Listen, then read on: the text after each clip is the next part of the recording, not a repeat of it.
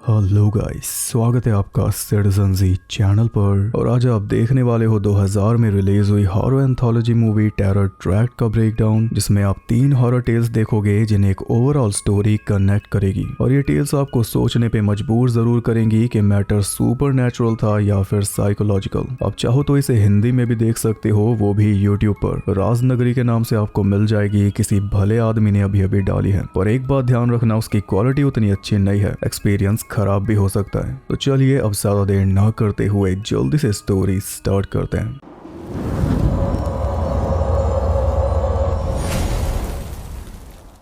Movie start होती है एक सुंदर शांत नेबरहुड में। सुबह का टाइम था। एक घर के बाहर हरी हरी घास में एक केंचुआ रेंग रहा था। उस केंचुए को चिड़िया ने लपेट लिया और चिड़िया केंचुए को लपेट रही थी। इतने में एक बिल्ली ने चिड़िया को लपेट लिया। बिल्ली चिड़िया को लपेट रही थी, ये देखकर घर की मालकिन बिल्ली के पीछे भागी और मालकिन से बचने के चक्कर में बिल्ली आ गई एक कार के नीचे। फिर बिल्ली को कुत्ते ने लपेट लिया। जिस कार के नीचे बिल्ली आई उसे ड्राइव कर रहा था प्रॉपर्टी डीलर बॉब कार्टर। उसके साथ थे एलन और मैरी एंड डॉयल, एक न्यूली मैरिड कपल जिन्हें घर दिखाने बॉब इस मोहल्ले में लेकर आया है। बॉब की कार और उसके हाथ में सोने की घड़ी देखकर पता चल रहा है कि इस काम में उसे तगड़ी कमीशन मिलती है, लेकिन उनके लिए डेडलाइन भी होती है। जैसे आज 5 बजे तक बॉब को एक डील फाइनल करनी होगी, वरना पेनल्टी भी बहुत भारी लगती है। इस मेन स्टोरी का नाम है मेक मी एन ऑफर।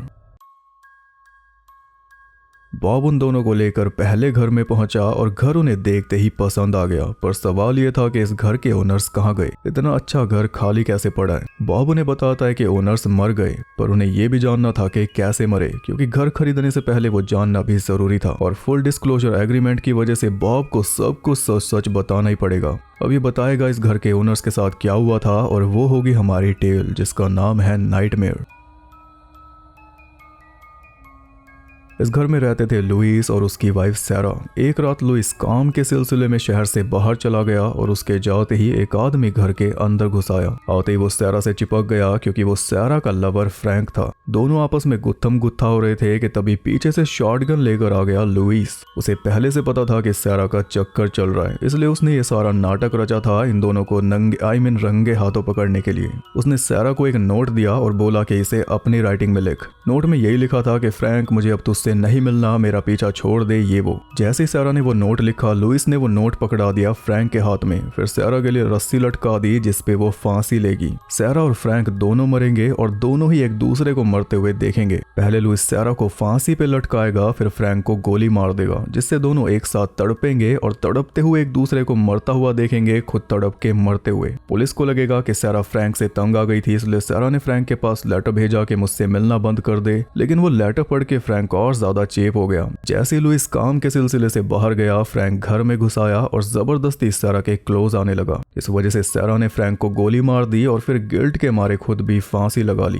ये पूरा सीन लुइस ने बड़े ध्यान से सेटअप किया था, जिसके थ्रू वो दोनों को सजा भी देगा और उसे कोई सजा नहीं मिलेगी। पहले स्टेप को उसने अंजाम दे दिया, सैरा को फांसी पर लटकाकर। पर इससे पहले कि वो गोली चलाता, फ्रैंक ने उस पे उल्टा हमला कर दिया। एक कैंची उठा के उसकी बैक में घुसा दी, फिर उसी कैंची से रस्सी काट कर सैरा को भी बचा लिया। इतने में लुइस एक बार फिर फ्रैंक के ऊपर झपटा, तो इस बार सैरा ने उसे बचा लिया, वही कैंची फिर से लुइस की बैक में घुसाकर, जिसके बदले में लुइस सैरा को मारने लगा था। बस तभी फ्रैंक ने गोली मारकर उसके अंदर बड़ा सा छेद कर दिया। फ्रैंक और सैरा दोनों बच गए, उल्टा लुइस मारा गया। इसके बाद सैरा को नींद की गोली खिलाकर आराम से सुलाकर फ्रैंक पहुंच गया लेक में लुइस की बॉडी को ठिकाने लगाने। लेक के बीच में जाकर उसने बॉडी को पानी के अंदर डुबा दिया, 2 सीमेंट ब्लॉक्स के साथ बांधकर। इधर अचानक से सैरा की आंख खुल गई, क्योंकि उसे ऐसा लगा जैसे कोई घर के अंदर आया है। विंडो से झांक कर देखा तो पाया कि बाहर गीले मड़ी जूतों के निशान बने हुए थे। सैरा जल्दी से दरवाजा खोलकर नीचे जाने लगी, लेकिन उससे पहले किसी और ने दरवाजा खोल दिया और वो था डेड लुइस,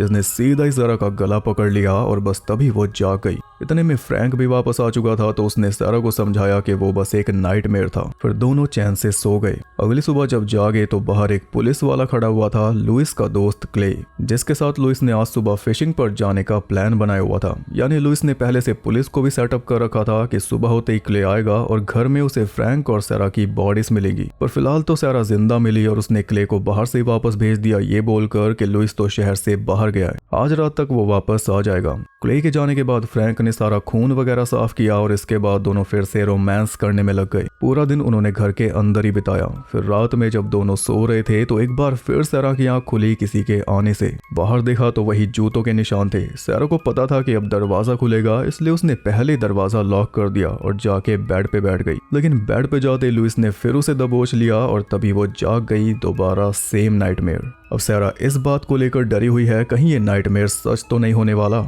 अगली सुबह उनके पास क्ले का फोन आता है ये पूछने के लिए कि लुइस वापस लौटा या नहीं। सैरा कहती है नहीं लौटा, तो क्ले कहता है कि मुझे कुछ गड़बड़ लग रही है, अगर वो आज भी नहीं लौटा तो मैं इस मामले की छानबीन शुरू कर दूंगा। तुम ये बताओ वो कौन सी कार लेकर गया है। सैरा ने बता दिया कि अपनी वाली कार लेकर गया और कार का नाम सुनकर फ्रैंक का माथा ठनक गया, क्योंकि कार तो ठिकाने लगाई ही नहीं। अगर क्ले को कार मिल गई तो ये नहीं बचने वाले। दोनों जल्दी से कार को ढूंढने निकल पड़े और कार उन्हें थोड़ी दूरी पर मिल भी गई, लेकिन उसका स्टीयरिंग लॉक पड़ा था। कार को ठिकाने लगाने के लिए उसकी चाबी चाहिए थी, जो होगी लुइस की जेब में, और लुइस पड़ा है लेक के बीच में। एक्स्ट्रा चाबी ढूंढने वो दोनों वापस घर गए, लेकिन एक्स्ट्रा चाबी थी ही नहीं। अब मजबूरन फ्रैंक को वापस जाकर लेक में उतरना पड़ेगा, वरना दोनों फंस जाएंगे। सैरा ने उसे बहुत रोका कि मुझे डर है कि मेरा नाइटमेयर सच हो जाएगा, डैड लुइस तुझे पानी के अंदर मार देगा। पर फ्रैंक बोला कि ये सब बकवास है, तू बस थोड़ी देर वेट कर, मैं चाबी लेके अभी वापस आया। सैरा गोली खा के सो गई और उधर फ्रैंक जाके लेक में उतर गया।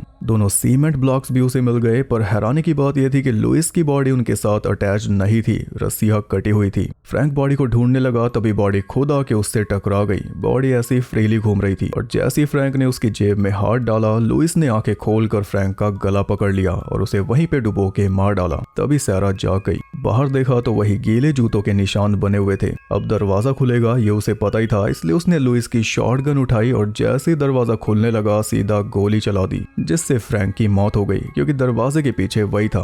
गीले जूतों के निशान उसी के थे, क्योंकि वो लेक में से चाबी जो लेकर वापस आया था। अभी जो हमने देखा वो भी सैरा का नाइटमेयर था। लुइस ने फ्रैंक को मार दिया वो, पर आखिर में सैरा का डर सही निकला, उसका नाइटमेयर सच हो गया, बल्कि उसने खुद ही सच कर दिया। अब बताओ सुपर नेचुरल या साइकोलॉजिकल। अभी रुको, अभी और है। सैरा के हाथों से फ्रैंक का खून हो गया, इसलिए गिल्ट के मारे उसने खुद भी फांसी लगा ली। सैरा और फ्रैंक दोनों मारे गए, एग्जैक्टली वैसे ही जैसे कवर अप स्टोरी में लुइस ने प्लान किया था। सैरा फ्रैंक को गोली मार देगी, फिर गिल्ट के मारे फांसी लगा लेगी। अगली सुबह जब पुलिस आई तो उनके सामने पूरा केस सॉल्व था। सैरा और फ्रैंक ने मिलकर पहले लुइस को मारा, फिर जब क्ले सैरा से बातचीत करने लगा तो सैरा पैनिक कर गई और पैनिक के मारे उसने फ्रैंक को भी मार डाला, जिसके बाद खुद भी फांसी लगा ली। साइकोलॉजिकली लग रहा होगा ना अभी तक तो, पर एक डिटेल और बची है जो पुलिस भी नहीं समझ पा रही। वो ये है कि सैरा के ऊपर पानी और एक अजीब सा गीला चिपचिपा पदार्थ लगा हुआ है, जो किसी पानी के अंदर फूली हुई बॉडी में से निकला हो सकता है। यानी सैरा ने खुद फांसी नहीं लगाई, उसे डैड लुइस ने आकर फांसी पे लटकाया।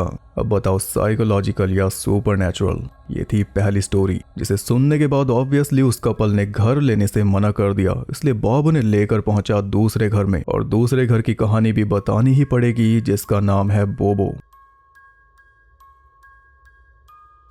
इस घर में रहा करते थे रॉन, उसकी वाइफ कैरल और बेटी जेनिफर, जो अपने डैड से बहुत ज्यादा अटैच थी। दोनों के बीच इतना प्यार था कि जेनिफर एक पल भी रॉन के बिना नहीं रह सकती थी, और रॉन भी अपनी बेटी के ऊपर जान छिड़कता था। रॉन का रोल ब्रायन क्रैंस्टन ने किया है ब्रेकिंग बैड वाले वॉल्टर वाइट। एक परफेक्ट फैमिली इस घर में रहा करती थी। फिर एक दिन जब जेनिफर बाहर खेल रही थी तो उनके यार्ड वाले पेड़ पर एक बंदर आके बैठ गया, और वो कोई ऐसा वैसा बंदर नहीं था, एकदम जहरी ड्रिप वाला बंदर था। टोपी, जैकेट, पैंट सब पहना हुआ था उसने, वो भी मैचिंग। जेनिफर उस बंदर को अपने पास रखने की जिद करने लगी, लेकिन रॉन ने मना कर दिया, क्योंकि साफ दिखाई दे रहा था कि वो बंदर किसी का पालतू है। शायद कोई मेले में खेल दिखाने आया होगा, ये उसी का बंदर है। लेकिन जेनिफर कुछ भी सुनने को तैयार नहीं थी, और रॉन उसकी बात टाल नहीं सकता था, इसलिए रॉन ने परमिशन दे दी कि जब तक इसका मालिक नहीं मिल जाता तब तक रख लो। ये सुनकर जेनिफर बहुत खुश हो गई और बंदर का नाम उसने रख दिया बोबो। पर हुआ क्या, एक ही दिन में वो बोबो की बोबो बन गई। रॉन रॉन को इग्नोर करने लगी और पूरा दिन उसे बस बोबो चाहिए था।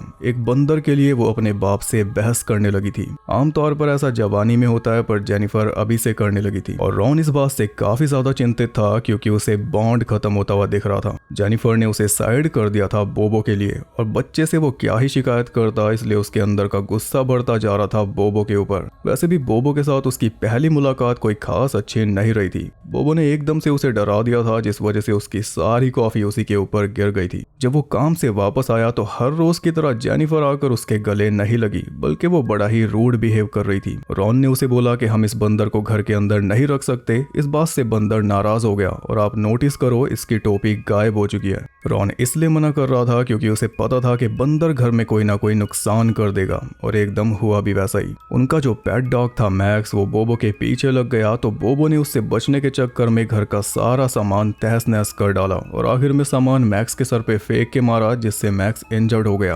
रॉन के अंदर तो पहले से ही गुस्सा भरा हुआ था, तो बोबो के साथ साथ वो गुस्सा जेनिफर के ऊपर भी निकल गया, जिसका पछतावा रॉन को भी हुआ। रॉन ने बड़े प्यार से जेनिफर को समझाया कि इस बंदर को हम घर में नहीं रख सकते, तुमने देखा ना उसने क्या किया। पर जेनिफर समझने के बजाय उल्टा रॉन को ब्लेम करने लगी कि आपके आने से पहले सब कुछ ठीक था, आपकी वजह से बोबो परेशान हुआ। बल्कि वो तो ये तक कह रही थी कि अगर किसी को घर से निकालना ही है तो मैक्स को निकालो। जो डॉग बचपन से जेनिफर के साथ रह रहा है, वो उसे निकालने की बात कर रही थी आज सुबह मिले बंदर की वजह से। तो रॉन को साफ दिख रहा था कि अगला नंबर उसी का है, ये शब्दों के बाण उस पे भी चलेंगे। रॉन ने कैरल से डिस्कस किया कि वो बंदर मुझे ईविल लगता है, पर कैरल बोली कि उसकी वजह से तुम्हारी बेटी का ध्यान तुम पे से हट चुका है, इसलिए तुम ये सब सोच रहे हो। रात में वो जेनिफर के रूम में गया जब वो सो चुकी थी और वो उसे थोड़ा प्यार करना चाह रहा था, पर तभी वो देखता है कि बोबो भी उसके साथ सो रहा है। अब देखो इसकी जैकेट भी गायब हो चुकी है। रॉन ने उसी टाइम बोबो को घर से बाहर निकाल दिया। अगले दिन जब जेनिफर बोबो को बच्चे की तरह घर में घुमा रही थी, तभी रॉन बोबो के लिए एक पिंजरा लेकर आ गया कि अगर ये इस घर में रहेगा तो पिंजरे के अंदर रहेगा। मगर जैसे ही रॉन उसे पिंजरे के अंदर डालने लगा, वो रॉन के हाथ पे काट के भाग गया। ऐसे तो बात बनी नहीं, इसलिए रॉन ने इस कार्रवाई को अंजाम दिया रात में।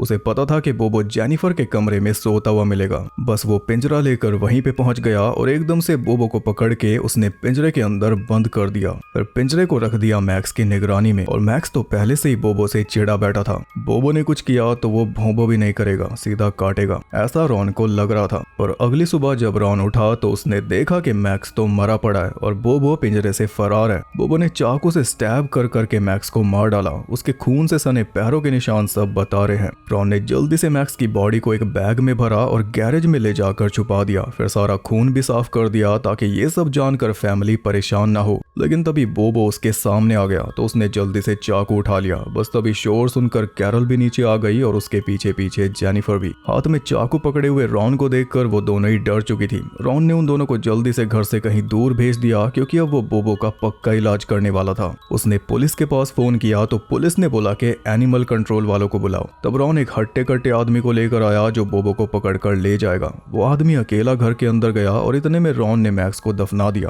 काफी टाइम बीत चुका था लेकिन वो आदमी बाहर नहीं निकला, इसलिए अंत में रॉन को खुद अंदर जाना पड़ा और अंदर गया तो आदमी उसे मिला डेड। बोबो ने कई सारे चाकू उसके अंदर गोद रखे थे। ये तो क्राइम मास्टर बोबो निकला।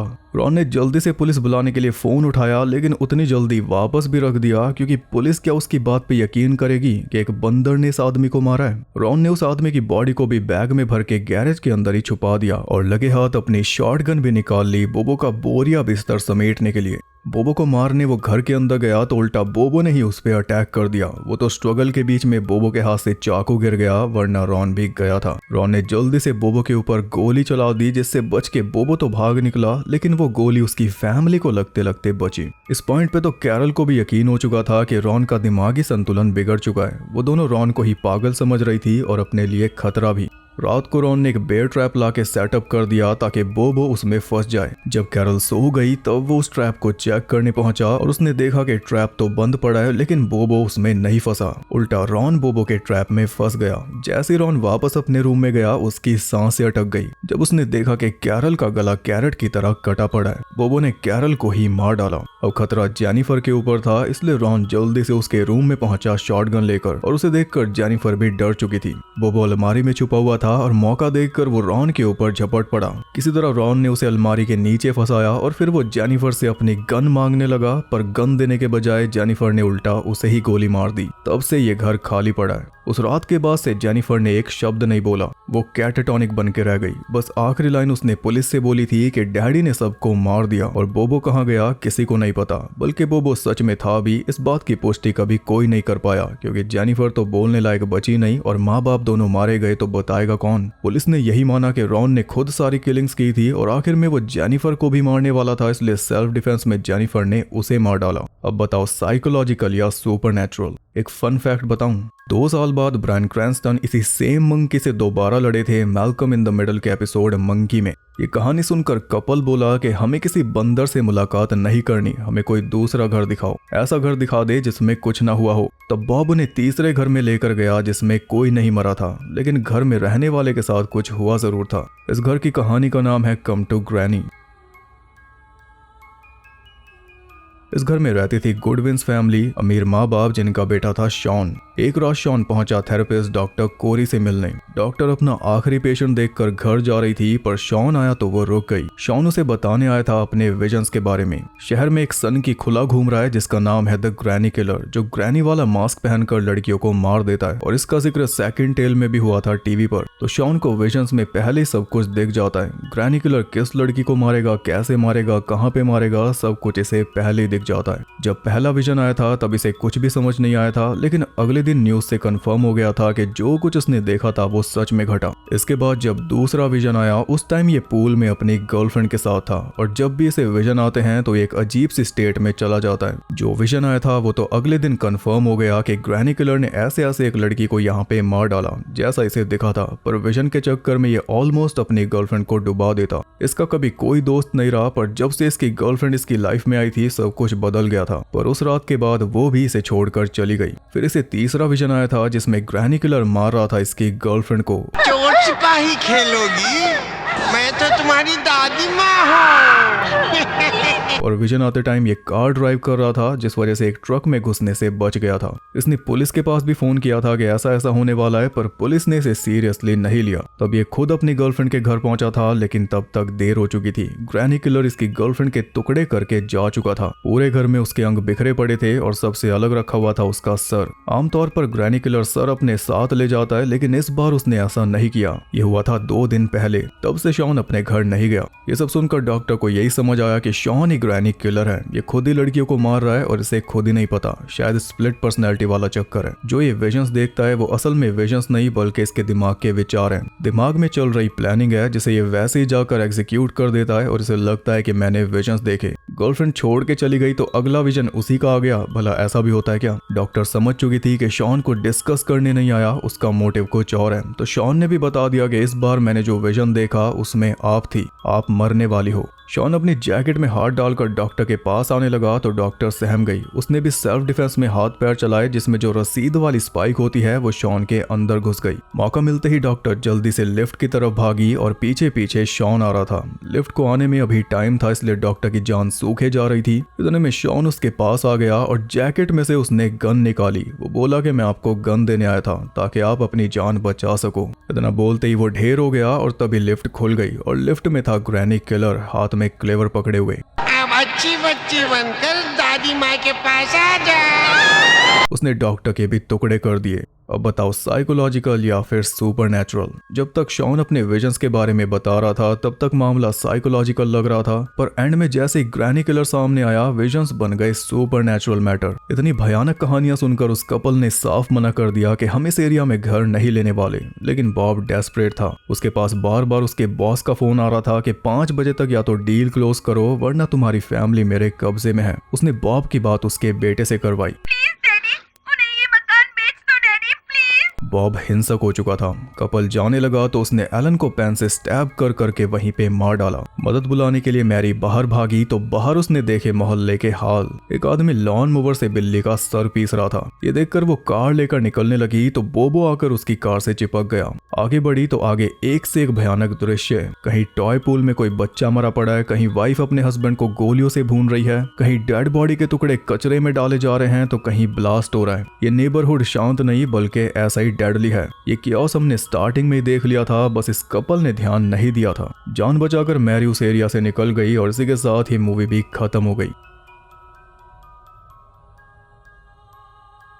बाप का बॉस सेटन होगा या कोई ईविल होगा जो जबरदस्ती लोगों को उस ईविल एरिया में बसाता है, क्योंकि उस एरिया में रहने वाले ऐसे भयानक तरीकों से मारे जाते हैं। हल का पहला स्टेज कह लो, कुछ भी कह लो, बस वो ईविल जगह थी और स्टोरीज इतनी कमाल थी कि क्या कहने। ऐसी टेल्स होती हैं तभी एंथोलॉजी में मजा आता है। कमाल की बात यह है कि ये मूवी हिंदी में भी रिलीज हुई थी वीसीडी पर, राज नगरी के नाम से। जिसके पास भी इसकी वीसीडी है वो लकी है, क्योंकि इतनी परफेक्ट होने के बाद भी, हिंदी में रिलीज होने के बाद भी ये मूवी हद से ज्यादा अंडररेटेड है। आपको कौन सी टेल सबसे अच्छी लगी वो जरूर बता के जाना, और वीडियो पसंद आई तो लाइक भी कर देना। ऐसी और यूनिक और इंटरेस्टिंग वीडियोस देखने के लिए चैनल को सब्सक्राइब करके बेल नोटिफिकेशन को ऑल पर सेट कर लो, ताकि नोटिफिकेशन भी डील क्लोज करके ही माने। और ज्यादा कनेक्टेड रहने के लिए आप मुझे इंस्टाग्राम पर फॉलो कर सकते हो, वहां पे आपको बहुत कुछ जानने के लिए मिल जाएगा, और साथ ही बाकी जगहों पर भी, जिनके लिंक्स आपको मिल जाएंगे नीचे। और गाइस, जो लोग भी क्रीप शो के नए सीजन का वेट कर रहे हैं वो वेट करना बंद कर दें, क्योंकि क्रीप शो सीरीज कैंसिल हो चुकी है। अब उसका कुछ नहीं आने वाला।